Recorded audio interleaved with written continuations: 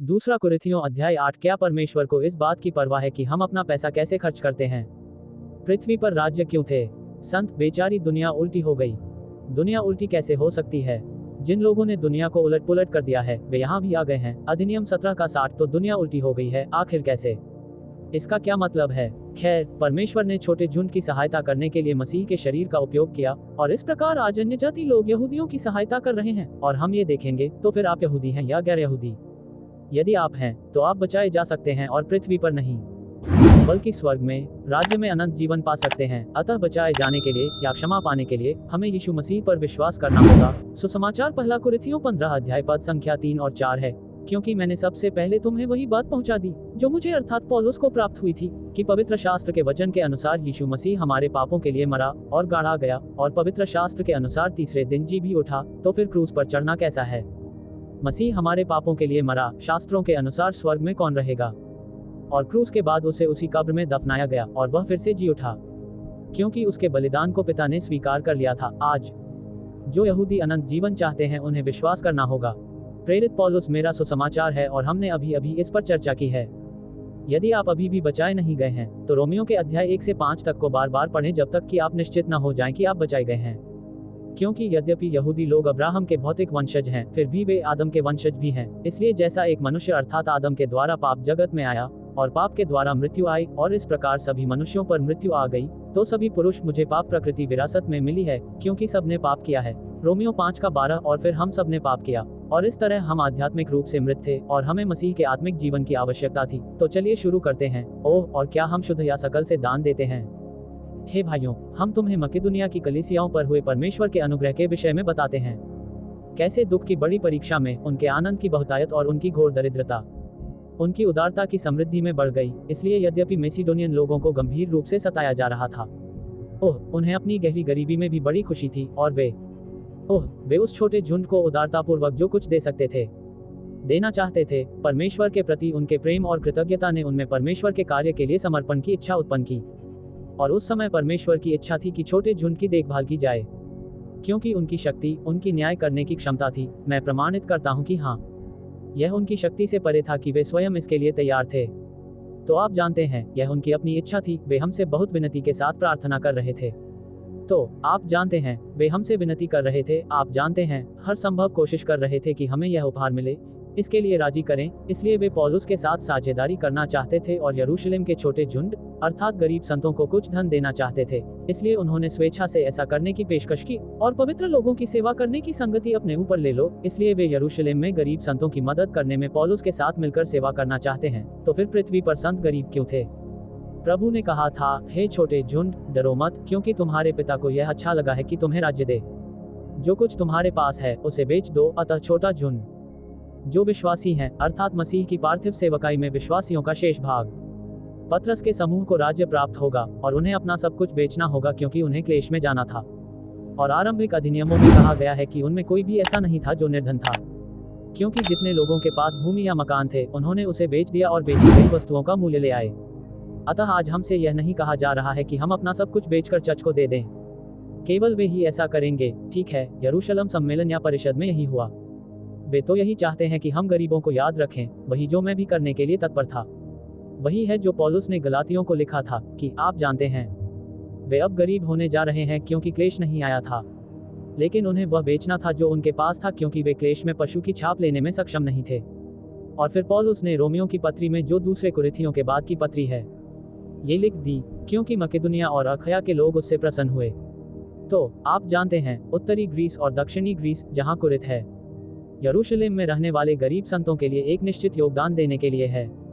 निश्चय ही वे इससे प्रसन्न हुए और वे उनके ऋणी हैं, क्योंकि यदि अन्य जाति उनकी आत्मिक बातों में सहभागी बनाए गए तो उनका कर्तव्य है कि वे शारीरिक बातों में भी उनकी सेवा करें। इसलिए जब मैं ये काम पूरा कर लूंगा और उन्हें ये फल दे दूंगा तो मैं तुम्हारे पास से होकर स्पेन जाऊंगा। रोमियो 15 का 26 से 28 तक। अतः पौलुस कह रहा है कि यरूशलेम में गरीब संतों को धन देने के बाद वह स्पेन जाने के लिए रोम से होकर आएगा। तो फिर वे कौन सी आत्मिक बातें हैं जो मसीह की देह को प्राप्त हुई और जो छोटे झुंड से संबंधित हैं?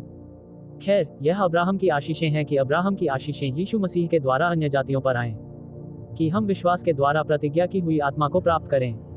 गलातियों 3 का 14। अतः विश्वासियों को रहस्य के दौरान आत्मा की प्रतिज्ञा प्राप्त होती है, क्योंकि पवित्र आत्मा क्रूस के बाद और पिंतेकुस्त के दिन मसीह के पतरस के समूह पर चढ़ने के बाद नीचे उतरी थी। परंतु पवित्र आत्मा नीचे ही रही, और अब हम पवित्र आत्मा को तब प्राप्त कर सकते हैं जब हम इस्राएल से गुजरे बिना सीधे मसीह पर विश्वास करते हैं। क्योंकि बाइबल में एक समय रेखा अंतर्निहित है, अतः उत्पत्ति से प्रेरितों के काम 9 तक की पुस्तक भविष्यवाणी है। फिर प्रेरितों के काम एक संक्रमणकालीन पुस्तक है, रोमियो से फिलेमोन तक रहस्य है, और फिर इब्रानियों से प्रकाशित वाक्य तक पुनः पृथ्वी पर मसीह के राज्य की भविष्यवाणी है। अतः अनुग्रह का हमारा प्रावधान तब शुरू हुआ जब प्रेरितों के काम 9 में दमिश्क के मार्ग पर मसीह पौलुस के सामने प्रकट हुए और उसने पौलुस को बचाया। और वह है परमेश्वर इस समय के दौरान स्वर्ग में रहने के लिए मसीह की देह नामक एक समूह को बचा रहा है। और हमारा समय काल हमें स्वर्गारोहित करने के लिए यीशु मसीह के एक और प्रकटन के साथ समाप्त होगा। परमेश्वर ने रहस्य को शामिल कर दिया है और क्लेश को स्थगित कर दिया है। तब परमेश्वर इस्राएल के साथ जारी रहेगा और क्लेश भेजेगा, जिससे पतरस के समूह के अधिक लोग अर्थात छोटे लाल पुरुष मसीह के दूसरे आगमन से पहले बचाए जा सकें, ताकि पृथ्वी पर अपना पहला 1000 वर्षीय राज्य आरंभ कर सकें। और ये तब होगा जब और उसके बाद मसीह के दूसरे आगमन पर छोटे झुंड और सभी विश्वासियों को मसीह की पृथ्वी पर सेवकाई के दौरान पुनर्जीवित किया जाएगा। तो आइए अब्राहम पर एक नजर डालें। अतः अब्राहम को आशीष का माध्यम और उसका वंश बनना था।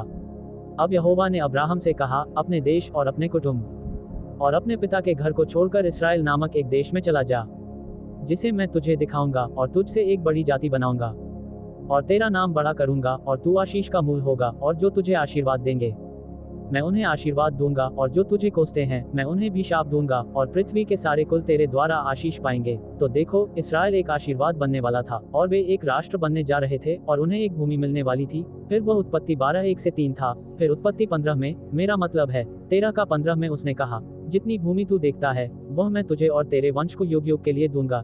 इसका मतलब यह है कि यह उनके पास अनंत काल तक रहेगा। भूमि, स्टीवन ने क्या कहा?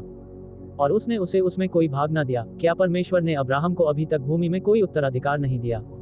नहीं, इतना भी नहीं कि वह अपना पैर रख सके। उसके पास तो उतना भी नहीं है। उसे उतनी जमीन भी नहीं दी गई जितनी पर उसने अपना पैर रखा था। फिर भी उसने वादा किया कि वह इसे उसके और उसके बाद उसके वंश को दे देगा, जबकि तब तक उसकी कोई संतान नहीं थी। प्रेरितों के काम 7:5। हम कैसे जानते हैं कि हाबिल और अब्राहम राज्य में पुनर्जीवित होंगे, कि वे हमारे बिना सिद्ध न बनाए जाएं? इब्रानियों 11:40। तो आप जानते हैं, हॉल ऑफ फेथ अध्याय के सभी लोग पीटर के समूह के साथ ही पुनर्जीवित होने जा रहे हैं, ठीक है? और पतरस का समूह याजकों का एक राज्य होगा, और मसीह याजक राजा होगा, राजा दाऊद और 12 प्रेरितों के साथ, जिसमें से 12वां प्रेरित मत्तियाह होगा। 12 गोत्रों पर शासन करेगा। यीशु ने उनसे कहा, मैं तुमसे सच कहता हूँ कि जब मनुष्य का पुत्र अपनी महिमा के सिंहासन पर बैठेगा, तो तुम ही मेरे पीछे हो लिए हो। तुम भी 12 सिंहासनों पर बैठकर इस्राएल के 12 गोत्रों का न्याय करोगे। मत्ती 19:28। तो पतरस का समूह याजकों का राज्य होना था। मूसा ने कहा, अच्छा, परमेश्वर ने मूसा से कहा, अब यदि तुम सचमुच मेरी मानोगे और मेरी वाचा को मानोगे, तो तुम सब लोगों में से मेरे लिए निज धन ठहरोगे, क्योंकि सारी पृथ्वी मेरी है, और तुम मेरे लिए याजकों का राज्य और पवित्र जाति ठहरोगे। ये वे शब्द हैं जो तुमने कहे हैं। मूसा इस्राएल के बच्चों से बात करेगा। तो यह है निर्गमन 19 का 5वां और 6ठा भाग। इसलिए पतरस ने लिखा कि तुम एक चुना हुआ वंश और राजपदधारी याजकों का समाज और पवित्र लोग और परमेश्वर की निज प्रजा हो, इसलिए कि जिसने तुम्हें अंधकार में से अपनी अद्भुत ज्योति में बुलाया है, उसके गुण प्रकट करो। तो वे एक शाही पुरोहिताई, याजकों का एक राज्य बनने जा रहे हैं। ठीक है, हम ऐसे नहीं हैं, लेकिन यह आश्चर्यजनक बात है, ठीक है? इसे देखो, यह महज एक परीक्षा नहीं है। सभी विश्वासी परमेश्वर के राज्य में, चाहे स्वर्ग में हो या पृथ्वी पर, सदा खुशी से रहेंगे। इसीलिए परमेश्वर चाहता है कि आप बचाए जाएं। पौलुस ने अपनी इच्छा का भेद उस सुइच्छा के अनुसार हमें बताया है, जिसे उसने अपने आप में ठान लिया था, कि समयों के पूरे होने का ऐसा प्रबंध हो कि जो कुछ स्वर्ग में है और जो कुछ पृथ्वी पर है, सब कुछ मसीह में एकत्र करे। इफिसियों 1:9-10। अतः समय की परिपूर्णता तब है जब नए स्वर्ग और नई पृथ्वी में प्रवेश करने का समय पूरा हो गया है। तो यह एक ही प्रभु है, लेकिन परमेश्वर के राज्य में 2 क्षेत्र हैं। इसमें रहस्य, स्वर्गीय स्थान और पृथ्वी के बारे में बताया गया है, जो भविष्यवाणी का विषय था। अतः मसीह में और मसीह उनमें है। अतः उद्धार यीशु मसीह के व्यक्तित्व में है, जिसने अकेले ही स्वर्ग और पृथ्वी तथा उन लोगों के विश्वासियों को बचाया। परमेश्वर उन विश्वासियों को खोजने में लगभग 7000 वर्ष व्यतीत कर रहा है, जो स्वर्ग और पृथ्वी पर रहेंगे। मसीह की देह छोटे झुंड से प्रेम करती है, क्योंकि वे मसीह में हैं और मसीह उनमें है। पतरस मसीह में था, परंतु मसीह की देह में नहीं था, ठीक है? तो बाइबल इस प्रकार लिखी गई है, ठीक है? ये निर्धारित है। पतरस, पौलुस, यहाँ बाइबल है, जिसे सरलीकृत किया गया है, क्योंकि बाइबल में निर्देशों के 2 सेट हैं। लाल भाग उन लोगों के लिए है जो पृथ्वी पर रहते हैं, और बीच में स्थित नीला भाग उन लोगों के लिए है जो स्वर्ग में रहते हैं। अपने आप को परमेश्वर का ग्रहण योग्य और ऐसा काम करने वाला ठहराने का प्रयत्न करो जो लज्जित होने ना पाए और जो सत्य के वचन को ठीक रीति से बांटता हो। अतः बाइबल में सब कुछ सत्य है, परंतु हम उस भाग को विभाजित करते हैं जो उन लोगों के लिए है जो स्वर्ग में रहेंगे। रोमियो 2 में फिलेमोन को बाइबल के बाकी हिस्सों से दोनों ओर रखें, क्योंकि परमेश्वर के पास निर्देशों के 2 सेट हैं, एक उसके सांसारिक समूह के लिए और दूसरा उसके स्वर्गीय समूह के लिए। मैं एक तरह से बीच में फंस गया हूँ। संसार में घटित होने वाली लगभग हर चीज आपको बाइबल को सही ढंग से पढ़ने से रोकने के लिए रची गई है। तो आइए समरेखा पर थोड़ा और नजर डालें। पौलुस ने कहा, तो मैं कहता हूँ, क्या उन्होंने इसलिए ठोकर खाई कि गिर पड़े? वे इस्राएल हैं, परमेश्वर न करे, परंतु उनके पतन के कारण अन्य जातियों को उद्धार प्राप्त हुआ है, ताकि वे ईर्ष्या से भर जाएं। सो यदि उनका गिरना जगत की संपत्ति है और उनका घट जाना अन्य जातियों की संपत्ति है, तो उनकी परिपूर्णता कितनी अधिक होगी। क्योंकि मैं तुम अन्य जातियों से बातें करता हूँ, इसलिए कि मैं अन्य जातियों के लिए प्रेरित हूँ। मैं अपने कार्य की बढ़ाई करता हूँ, यदि मैं किसी रीति से अपने बंधुओं को अपने प्रतिद्वंद्वी बना सकूं और उनमें से कितनों का उद्धार कर सकूं। तो हम इस्राएल के पतन के दौर में रह रहे हैं। स्तिफनुस को पत्थरवाह किए जाने के बाद इस्राएल का पतन हो गया और उनका छोटा झुंड भी कम हो गया, क्योंकि उन्होंने किसी नए धर्मांतरित को स्वीकार नहीं किया, अतः वे प्रथम शताब्दी में ही विलुप्त हो गए। तो क्या अब कोई छोटा झुंड या पीटक का समूह नहीं रहा? आप जानते हैं, पहली शताब्दी के बाद से ऐसा नहीं हुआ है। तो मसीह की मृत्यु, दफन और पुनरुत्थान के बाद और वह 40 दिनों तक यहाँ रहे और उन्होंने स्वर्गारोहण किया, पवित्र आत्मा को नीचे भेजा और पृथ्वी के राज्य में प्रवेश करने के लिए 1 और वर्ष का अवसर दिया। लेकिन प्रेरितों के काम 7 में स्तिफनुस को पत्थरवाह किया गया। यह इस्राएल राष्ट्र का पतन था, क्योंकि उन्होंने प्रस्ताव को अस्वीकार कर दिया था। लेकिन छोटा झुंड तब तक जारी रहा जब तक कि उन्हें प्रेरितों के काम 15 में रोक नहीं दिया गया। इस बीच पौलुस दमिश्क के रास्ते पर बच गया, जब मसीह उसके सामने प्रकट हुआ और उसे सभी खोए हुए अन्य जातियों को बचाने के लिए अनुग्रह का प्रावधान दिया। ठीक है, और आज यहूदियों को भी खोया हुआ गैर यहूदी माना जाता है, परंतु जो कोई भी इस्राएल से गुजरे बिना सीधे तौर पर मसीह के कार्यों पर विश्वास करता है, उसे मसीह के शरीर में डाल दिया जाता है, जो स्वर्गारोहण के लिए प्रतीक्षा कर रहा है। जब मसीह पुनः प्रकट होगा और मसीह के न्याय आसन के सामने ले जाया जाएगा, तब मसीह पतरस के समूह के साथ अपने व्यवहार के साथ क्लेश के 7 वर्षों को पुनः आरंभ करेगा और कुछ लोग जो मसीह की सांसारिक सेवकाई में बचाए गए थे, अब मसीह की सांसारिक सेवकाई के दौरान पुनः बचाए जाएंगे और मसीह के दूसरे आगमन के बाद पृथ्वी पर राज्य में रहने का अवसर प्राप्त करेंगे। ठीक है, और बाकी लोग आग की झील में डाल दिए जाएंगे। तो चलिए जारी रखते हैं। और क्या आप जानते हैं कि वे मैसिडोनियन थे? जैसा कि हमने आशा की थी वैसा नहीं, बल्कि पहले उन्होंने अपनी कोशिकाएं प्रभु को और फिर ईश्वर की इच्छा से हमें दे दी। इसलिए उन्होंने मसीह पर विश्वास किया। उन्होंने विश्वास किया कि पौलुस उनका प्रेरित था और वे छोटे झुंड को आशीष देने में भागीदार होने के लिए तैयार थे। यहाँ तक कि हमने तीतुस से भी विनती की कि जैसे उसने आरंभ किया था, वैसे ही वह तुम्हारे बीच में भी उसी अनुग्रह को पूरा करे। इसलिए पौलुस चाहता था कि तीतुस भी चाहता कि कुरिन्थ के लोग अपना धन छोटे झुंड को देना समाप्त कर दें। इसलिए जैसे हर बात में, अर्थात विश्वास, वचन, ज्ञान और यत्न और सब प्रकार की प्रयत्न में और हमसे प्रेम रखते हो, बढ़ते जाते हो, वैसे ही इस दान के काम में भी बढ़ते जाओ। इसलिए अस्थायी रूप से उनके पास किसी भी अन्य चर्च की तुलना में अधिक आध्यात्मिक उपहार थे। जब तक कि वे नहीं थे, जब पौलुस रोम पहुंचा तो ये उपहार खत्म हो गए। लेकिन अनुग्रह वह चीज है जो हमारे अंदर की आत्मा का परिणाम है। यह आत्मा का फल है। गलातियों 5:22 से 23। अतः मसीह हम में यह इच्छा जगाता है कि हम उन लोगों को दें जो उसकी इच्छा पूरी करते हैं और जिनकी वह परवाह करता है। मैं यह आज्ञा देकर नहीं, परंतु दूसरों के आगे आने पर और तुम्हारे प्रेम की सच्चाई प्रमाणित करने के लिए कहता हूँ। इसलिए दूसरे लोग पहले देने वाले थे, भले ही कुरिन्थियों ने वादा किया था। और ये थे मैसेडोनियावासी। वे पौलुस के साथ साझेदारी करने के लिए बहुत उत्साहित थे। और इसलिए अब पौलुस कह रहा है, अपने प्रेम की ईमानदारी प्रमाणित करो। आप जानते हैं, जहां आपका मुंह है वहां अपना पैसा लगाएं। और वह कह रहे हैं कि वह ये काम आदेश के तहत नहीं कर रहे हैं। ठीक है। और पौलुस हमें इस व्यवस्था के लिए मसीह की ओर से आज्ञाएं देता है। यदि कोई अपने आप को भविष्यद्वक्ता या आत्मिक समझता है, तो उसे यह जान लेना चाहिए कि जो बातें मैं तुम्हारे लिए लिखता हूँ वे प्रभु की आज्ञाएं हैं। परंतु यदि कोई अज्ञानी है तो अज्ञानी ही रहे। यदि और वह पहला कुरिन्थियों 14:37 और 38। यदि परमेश्वर एक प्रवक्ता चुनता है और हम उसका अनुसरण नहीं करते, तो हम मसीह का अनुसरण नहीं कर रहे हैं। ठीक है, क्योंकि तुम जानते हो कि हमारे प्रभु यीशु मसीह का अनुग्रह तुम्हें मालूम है कि वह धनी होकर भी तुम्हारे लिए कंगाल बन गया ताकि उसके कंगाल हो जाने से तुम धनी हो जाओ। अतः परमेश्वर के धनी पुत्र ने हमारे लिए अपना स्थान बदल लिया और निर्धन हो गया, ताकि हम उसकी निर्धनता के द्वारा अपने योग्य दंड को भुगतते हुए धनी बन सकें, उसकी आत्मा को प्राप्त कर सकें और उसके साथ राज्य कर सकें। अतः जब हम उस सुसमाचार पर विश्वास करते हैं कि मसीह हमारे पापों के लिए मरा, दफनाया गया और फिर से जी उठा, तब एक लेन देन घटित होता है और वह हमारे पाप ले लेता है। और हम उसकी धार्मिकता, उसकी आत्मा, उसके जीवन को अपने भीतर प्राप्त करते हैं। आरोपण के द्वारा मसीह ने पौलुस को, न कि पतरस को, धार्मिकता प्रकट की। और यहाँ मैं अपनी सलाह दे रहा हूँ क्योंकि यह आपके समय के लिए समीचीन या लाभदायक या अच्छा उपयोग है। आपके लिए जिन्होंने 1 वर्ष पहले न केवल कार्य करना शुरू किया है बल्कि आगे भी बढ़ना शुरू किया है, इसलिए वे 1 साल पहले ही योगदान देने के लिए तैयार थे। तो आप जानते हैं, ये पत्र प्रथम कुरिन्थियों से 1 वर्ष अलग लिखा गया है। पौलुस ने उन्हें सलाह दी कि वे 1 वर्ष पहले की गई मौद्रिक प्रतिज्ञाओं को पूरा करना जारी रखें। और यह प्रथम कुरिन्थियों से है। अब पवित्र लोगों के लिए चंदा इकट्ठा करने के विषय में जैसी आज्ञा मैंने गलतिया की कलीसियाओं को दी थी, वैसे ही तुम भी करो। इसलिए गलातियों ने यरूशलेम के गरीब संतों को भी धन दिया। सप्ताह के पहले दिन तुम में से हर एक अपने पास परमेश्वर की कृपा के अनुसार कुछ जमा करके रखे कि मेरे आने पर इकट्ठा करने की जरूरत न पड़े। इसलिए जब तुम सप्ताह के पहले दिन, जो रविवार है, एकत्र हो तो यरूशलेम के गरीब संतों के लिए कुछ पैसा अलग रखो। और जब मैं आऊंगा तो जिन लोगों को तुम पत्र लिखकर स्वीकार करोगे, उन्हीं को मैं तुम्हारी उदारता यरूशलेम में पहुंचाने के लिए भेजूंगा। और यदि यह उचित होगा कि मैं भी जाऊं तो वे मेरे साथ जाएंगे। ठीक है, तो आइए देखें हम कहां तक पहुंचे हैं। ठीक है, हमने अभी 10वीं कविता समाप्त की है और यहाँ 11 है।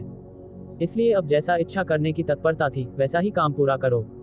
अतः जो कुछ तुम्हारे पास है उससे भी कुछ काम हो सकता है, क्योंकि यदि मन में इच्छा हो तो जो उसके पास है उसके अनुसार दान ग्रहण होता है, न कि जो उसके पास नहीं है उसके अनुसार। अतः हमारी सोच हमारे व्यवहार को निर्धारित करती है। हम इच्छुक मन रखते हैं क्योंकि हमारे विचार हमारे कार्यों से पहले आते हैं। और पौलुस सकल नहीं, शुद्ध अनुपात में देने की वकालत करने जा रहे हैं। अतः यह महत्वपूर्ण है कि हमारे पास क्या है, न कि यह कि हमारे पास क्या नहीं है। क्योंकि जब हम खर्च घटाते हैं तो मेरा मतलब यह नहीं है कि दूसरे लोगों को राहत मिले और तुम पर बोझ पड़े, बल्कि असमानता से, ताकि इस समय तुम्हारी बहुतायत उनकी कमी की पूर्ति हो सके, ताकि उनकी बहुतायत तुम्हारी कमी की पूर्ति हो सके, ताकि समानता हो सके। तो वहाँ कुरिन्थियन लोग होंगे जो वास्तव में मैसिडोनियन लोगों की तुलना में बहुत अधिक अमीर हैं। आप जानते हैं, वे आनुपातिक दान के साथ मैसिडोनियन लोगों की कमी को पूरा करेंगे। और इसके विपरीत भी, जैसा लिखा है कि जिसने बहुत बटोरा उसको कुछ अधिक न मिला, और जिसने थोड़ा बटोरा उसको कुछ घटी न मिली। अतः पौलुस निर्गमन 16 का 16 से 18 तक का उद्धरण दे रहा है, जहां जंगल में रहने वाले यहूदियों ने एक होमा एकत्र किया है, चाहे उन्होंने, आप जानते हैं, बहुत अधिक या थोड़ा एकत्र किया हो। ये सब एक होम के बराबर है, परंतु परमेश्वर का धन्यवाद हो जिसने तुम्हारे मन में, अर्थात तीतुस के मन में, तुम्हारे लिए वैसी ही चिंता डाल दी है। अतः पौलुस परमेश्वर को धन्यवाद दे रहा है कि उसने तीतुस के हृदय में उनके पास जाने के लिए वही उत्सुकता डाल दी, क्योंकि उसने सचमुच उस उपदेश को स्वीकार कर लिया, परंतु वह अपनी इच्छा से आगे बढ़कर तुम्हारे पास चला आया।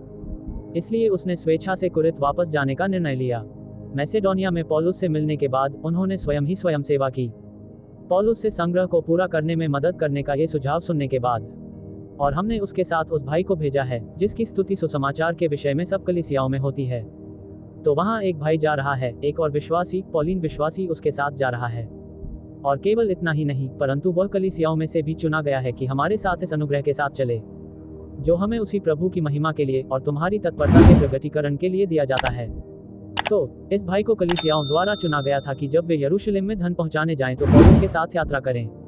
और वे इस धन का प्रबंधन कर रहे हैं, या आप जानते हैं, उसी प्रभु की महिमा के लिए इसकी देखरेख कर रहे हैं। ये वही प्रभु है जो हमारे लिए क्रूस पर मरा, जो इसराइल के लिए क्रूस पर मरा, और आपके तत्पर मन की घोषणा, आप जानते हैं, देने की आपकी इच्छा, इस बात से दूर रहें कि इस बहुतायत के कारण जो हम प्रबंध करते हैं कोई हमें दोष न दे, क्योंकि हम केवल प्रभु के निकट ही नहीं वरन मनुष्यों के निकट भी भलाई की वस्तुओं का प्रबंध करते हैं। इसलिए पौलुस ये सुनिश्चित कर रहे हैं कि इस धन का प्रबंधन कई लोगों द्वारा किया जाए तथा इसके लिए कई लोगों को जिम्मेदार बनाया जाए, ताकि कोई भी उन्हें दोषी न ठहरा सके या धन के गलत प्रबंधन के आरोप से बचा जा सके। और वे उस धन का ईमानदारी से प्रबंधन प्रदर्शित करना चाहते हैं। इस प्रकार न केवल प्रभु की दृष्टि में बल्कि मनुष्यों की दृष्टि में भी ईमानदारी की बातें सुनिश्चित की गईं। इसलिए यह उन सभी लोगों के लिए महत्वपूर्ण है जो पैसे का लेन देन करते हैं। और हमने उनके साथ अपने भाई को भेजा है, जिसे हमने कई बार बहुत बातों में परिश्रमी परखा है, परंतु अब उस बड़े भरोसे के कारण जो हमें तुम पर है वह और भी अधिक परिश्रमी है। इसलिए पौलुस को पूरा भरोसा है कि वे वह धन एकत्रित करेंगे, चाहे तीतुस से कोई उचित पूछताछ क्यों न की जाए। वह तुम्हारे और हमारे भाइयों के विषय में मेरा साथी और सहसहायक है। वे कलीसियाओं के संदेशवाहक और मसीह की महिमा के दूत हैं। अतः पौलुस तीतुस का समर्थन करता है और कहता है कि तुम जानते हो कि वह एक विश्वास योग्य सहायक है, और जो संदेशवाहक 2 आदमी उसके साथ जा रहे हैं वे वही हैं और वे मसीह की महिमा के लिए हैं। तो फिर तुम उन्हें और कलीसियाओं के सामने क्यों दिखाओ कि वे तुम्हारे प्रेम का और हमारे द्वारा तुम्हारे विषय में किए गए घमंड का प्रमाण है। इस प्रकार दूसरा कुरिन्थियों 8 पूरा हुआ। इसलिए उन्होंने कहा, अपने प्रेम को अपने ठोस योगदान से प्रमाणित करो और आत्मा को अपने अंदर अनुग्रह का कार्य करने दो तथा उनका भी आतिथ्य करो। पौलीन संदेशवाहक मसीह की महिमा है। हम वो अज्ञात लोग हैं जो दुनिया को इनके बारे में बता रहे हैं। ये हमारे बारे में नहीं है। ये सब उसके द्वारा हमें विशेषाधिकार दिए जाने के बारे में है। ऐसे मंत्रालय का समर्थन करना अच्छा है जो परमेश्वर की इच्छा पूरी करता है। और परमेश्वर की इच्छा क्या है? कौन चाहता है कि सभी मनुष्य उद्धार पाएं और सत्य का ज्ञान प्राप्त करें? हमारे मंत्रालय को आपके पैसे की न तो जरूरत है और न ही हम चाहते हैं, क्योंकि कुछ लोग ऐसे हैं जो वर्षों से हमारे मंत्रालय में योगदान दे रहे हैं। लेकिन इससे मदद तब मिलती है जब आप वीडियो साझा करते हैं और हमारी पुस्तकों पर समीक्षा लिखते हैं तथा हमारी पुस्तकें खरीद कर दूसरों को देते हैं। तो फिर ये लोग कौन थे जो पौलुस के साथ जा रहे थे? खैर, इसमें निश्चित रूप से कुछ नहीं कहा गया है, लेकिन मेरा मानना है कि जब पौलुस तीतुस से मिला तो तीमुथियुस, अरिस्तर्कुस और सिकुंदुस उसके साथ थे, क्योंकि प्रेरितों के काम में ऐसा कहा गया है। जब हुल्लड़ थम गया तो पौलुस ने चेलों को अपने पास बुलाया और उनसे भेंट करके मकिदुनिया को चला गया। अतः जब इफिसुस में हंगामा थम गया तो पौलुस ने इफिसुस के सभी विश्वासियों को गले लगाया और मकिदुनिया चला गया। और जब वह उन देशों से होकर और उन्हें बहुत उपदेश देकर यूनान में आया तो वहां 3 महीने तक रहा। जब वह जहाज पर सीरिया जाने को था तो यहूदियों ने उसकी घात में खड़े होकर सोचा कि मकिदुनिया होकर लौट आएगा। अतः जब वह मकिदुनिया से होकर ग्रीस पहुंचा तो वह कुरिन्थुस पहुंचा और वहां 3 महीने तक रहा। संभवतः उसी समय उन्होंने रोमन्स लिखी थी। और जब वह पैसे लेकर जाने वाला था तो यहूदियों ने बंदरगाह पर उसका इंतजार किया। इसलिए उसने अंतर्देशीय मार्ग से जाने का विचार किया और वहां से उसके साथ एशिया तक गया। इसलिए वह बेरिया और थिस्सलुनीकियों, अरिस्तार्कुस और सिकुंडस और गयुस, डर्बी और तिमोथीस और एशिया के तुखिकुस और ट्रोफिमुस के एशिया सोपेटर में जाने वाला है। सोपातेर उन प्रतिनिधियों में से एक था जो बेरिया से धन पहुंचाने आए थे। और फिर थिस्सलुनीकियों के, जहां अरिस्तार्कुस और सिकुंदुस थे।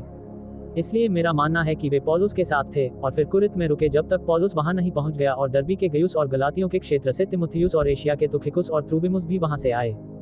तो वे इफिसुस क्षेत्र के अधिनियम 21 से 4 तक से हैं। तो आइए मानचित्र पर इस पर एक नजर डालें। अतः पौलुस मकिदुनिया में है और वह कुरिन्थियों को दूसरा कुरिन्थियों पत्र लिख रहा है। फिर पौलुस तीतुस को वापस कुरिन्थ भेज देगा, परंतु वह स्वयं इल्लुरिकुम तक जाएगा और फिर यूनान के पश्चिमी तट तक जाएगा।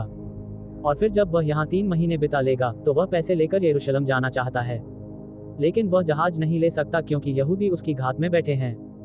इसलिए उसे मैसेडोनिया से होते हुए अंतर्देशीय मार्ग से जाना होगा और फिर जहाज से जाना होगा। तो वह ऐसा ही करता है। अतः इसराइल की भूमिका तब तक स्थगित कर दी गई है जब तक कि अन्य जातियों की पूर्णता नहीं आ जाती। अतः आज परमेश्वर इसराइल, यहूदियों और याजकों के राज्य के माध्यम से अन्य जातियों के लिए कार्य नहीं कर रहा है, परंतु परमेश्वर अन्य जातियों और यहूदियों को सीधे तौर पर यह विश्वास करने का अवसर देकर बचा रहा है कि मसीह ने क्रूस पर क्या किया। वह क्रूस पर उसकी मृत्यु, उसका दफन और उसका पुनरुत्थान है, और हम मसीह के द्वारा सीधे परमेश्वर के पास जा सकते हैं। आज इसराइल के पुरोहितों के माध्यम से जाने या इसराइल को आशीर्वाद देने के अलावा अन्य जातियों को केवल यीशु मसीह पर सीधे विश्वास करने से ही बचाया जा सकता है, क्योंकि वह परमेश्वर और मनुष्य के बीच हमारा एकमात्र मध्यस्थ है। प्रथम तीमुथियुस 2:15 में इसराइल के राज्य के स्थान पर याजक अन्य जातियों को आशीष दे रहे थे, अर्थात मसीह की देह अन्य जाति इसराइल के छोटे झुंड के विश्वासियों को आशीष दे रहे थे। मसीह के सदस्यों का शरीर मसीह के प्रेम की आशीषों का माध्यम होना चाहिए। हमें सुसमाचार को साझा करने और दर्शन को लिखने के लिए तैयार रहना चाहिए। मसीह का शरीर परमेश्वर की एकमात्र सच्ची कलीसिया है, जो इस व्यवस्था के दौरान सभी राष्ट्रों के विश्वासियों से बनी है, और हम वैसे ही जीवित रहेंगे जैसे कुरिन्थियों 2 के अध्याय 5 में कहा गया है, अर्थात स्वर्ग में एक अनंत काल तक।